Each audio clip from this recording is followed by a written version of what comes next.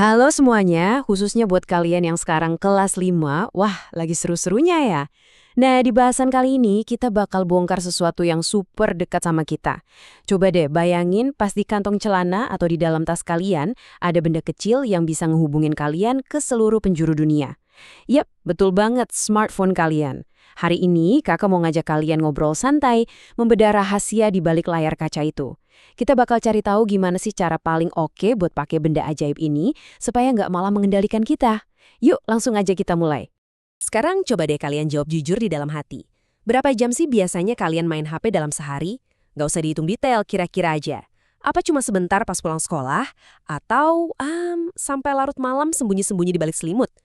Gini, internet dan HP itu ibarat kekuatan super baru yang ada di tangan kalian. Tapi sama persis kayak kekuatan super di film pahlawan favorit kalian, kalau nggak dikendalikan, kekuatan ini malah bisa berbalik bikin kita repot loh. Nah, kita masuk ke bagian pertama. Keajaiban di kantong kita mengendalikan kekuatan super.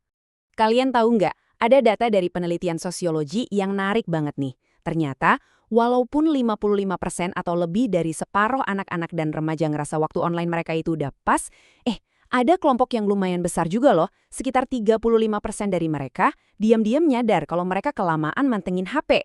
Angka ini ngasih tahu kita kalau kadang-kadang kita tuh sadar kok kalau udah keasikan main HP, tapi ya gitu, susah banget buat berhentinya. Bener kan? Lanjut ke bagian kedua, dampak baik dan buruk dua jalan di dunia digital. Terus, apa jadinya kalau kita bener-bener nggak bisa berhenti?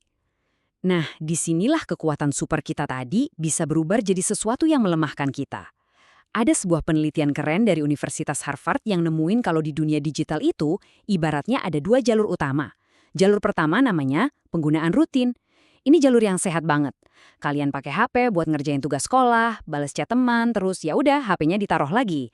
Tapi awas, ada jalur kedua yang bahaya, yaitu ikatan emosional. Di jalur ini, kalian bakal ngerasa panik atau bahkan marah kalau HP kalian ketinggalan. Terus kalian mulai ngerasa sedih gara-gara keseringan ngebandingin hidup kalian sama foto-foto keren orang lain di internet. Jalur kedua inilah yang diem-diem bikin mental kita capek. Kalian pernah dengar istilah FOMO nggak? FOMO singkatan dari Fear of Missing Out.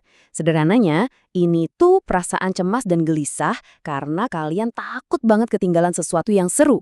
Contohnya nih, teman-teman lagi heboh bahas game atau video viral, nah kalian ngerasa wajib banget ikutan saat itu juga, padahal lagi waktunya belajar. Perasaan cemas kayak gini nih yang maksa kita buat terus-terusan ngecek HP berulang kali. Terus, emangnya kenapa kalau kita FOMO dan mantengin layar terus? Secara medis, dampaknya nyata loh. Cahaya biru dari layar HP itu bisa bikin otak kita bingung. Alhasil, kita jadi susah tidur nyenyak. Mata jadi gampang lelah, pedih, dan karena kita cuma duduk atau rebahan, badan jadi malas gerak. Ujung-ujungnya, suasana hati kita gampang banget ngerasa cemas atau sedih. Jadi, kelihatan banget kan, kesehatan fisik dan mental kita itu benar-benar saling nyambung. Sekarang masuk ke bagian ketiga, adab bermedia sosial, aturan emas berbagi. Oke, tadi kita udah dengar fakta-fakta sainsnya. Tapi ingat, sebagai seorang muslim yang cerdas, kita juga punya panduan akhlak atau aturan emas langsung dari agama kita tentang gimana sih cara bersikap. Coba deh perhatikan kutipan tegas dari Al-Quran ini. Di surah Al-Isra ayat 36 disebutkan, janganlah kamu mengikuti apa yang kamu tidak mempunyai pengetahuan tentangnya. Bayangin, ayat ini turun ribuan tahun lalu sebelum ada internet. Tapi maknanya pas banget buat kondisi kita sekarang. Ini pengingat, kalau Allah selalu memperhatikan gimana cara kita pakai kekuatan super tadi. Kita nggak boleh asal ikut-ikutan menyebarkan sesuatu yang kita sendiri nggak tahu kebenarannya. Nah, menyambung ayat tadi, ada ulasan menarik dari Islamon Web yang ngingetin kita. Nanti di hari akhir, bukan cuma mata dan telinga aja loh yang bakal ditanya buat apa mereka dipakai. Jari-jari kita. Yap, jempol yang sering banget kita pakai buat pencet tombol kirim atau share, itu juga bakal dimintai pertanggungjawaban. Setiap pesan, gambar, atau gosip yang kita forward ke grup kemas, semuanya tercatat. Makanya, supaya jempol kita aman, Islam ngajarin satu konsep yang super keren. Namanya tabayun. Tabayun ini artinya kita harus jadi kayak detektif yang pinter dan teliti. Sebelum kalian percaya sama sebuah berita seru, apalagi nge-share ke orang lain, kalian wajib periksa dulu. Ini beneran nggak ya? Jangan-jangan cuma hoaks? Kalau kalian ragu, udah lebih baik berhenti dan jangan disebarkan. Kelihatannya sederhana, tapi langkah kecil ini bisa menyelamatkan kita dan teman-teman kita dari kebohongan. Lanjut ke bagian keempat, tips keluarga sehat digital membangun kebiasaan baik. Jadi sainsnya udah tahu, akhlak islaminya juga udah. Terus sekarang harus gimana? Waktunya latihan dong. Gimana sih cara ngelatih diri kita dan keluarga biar jadi pengguna digital yang sehat? Tenang, para dokter anak dari healthychildren.org punya 5 langkah ampuh nih. 1. Bikin aturan bareng orang tua. Ingat ya, aturannya disepakati bareng, bukan cuma disuruh. 2. Tentukan waktu tanpa layar. 3. Harus berani ngobrol sama ayah atau ibu kalau kalian lihat sesuatu yang aneh atau bikin sedih di internet. 4. Jadilah contoh yang baik buat adik atau teman kalian. Dan kelima, pastikan pengaturan privasi akun kalian aman. Jangan pernah kasih info pribadi ke sembarang orang. Dari kelima tips barusan, ada satu yang menurut kakak paling gampang dipraktekkan, tapi dampaknya luar biasa, yaitu bikin area bebas HP.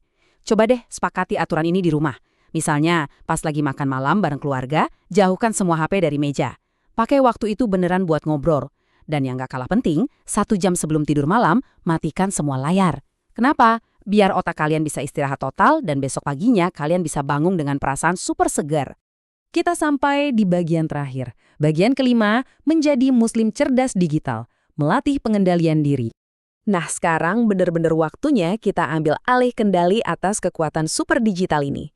Kakak punya satu analogi yang gampang banget buat dipahami tentang pengendalian diri. Kalian semua pasti tahu dan sering ikut puasa Ramadan kan? Di bulan itu, kita jago banget ngelatih fisik dan niat untuk nahan lapar sama haus seharian. Nah, gimana kalau kita terapin konsep itu jadi puasa digital? Ini bukan berarti kalian gak boleh nyentuh HP sama sekali ya, tapi ini soal melatih pikiran kita supaya berani berhenti main HP sejenak. Contohnya, puasa main game selama 2 jam aja biar bisa fokus ngerjain PR, atau main di luar rumah. Anggap aja ini latihan otot buat pengendalian diri kalian. Sebagai penutup bahasan kita kali ini, kakak mau ninggalin satu pertanyaan penting buat kalian. Coba renungkan dalam hati. Hari ini, apakah kamu yang mengendalikan HP-mu, atau justru HP-mu yang mengendalikan kamu?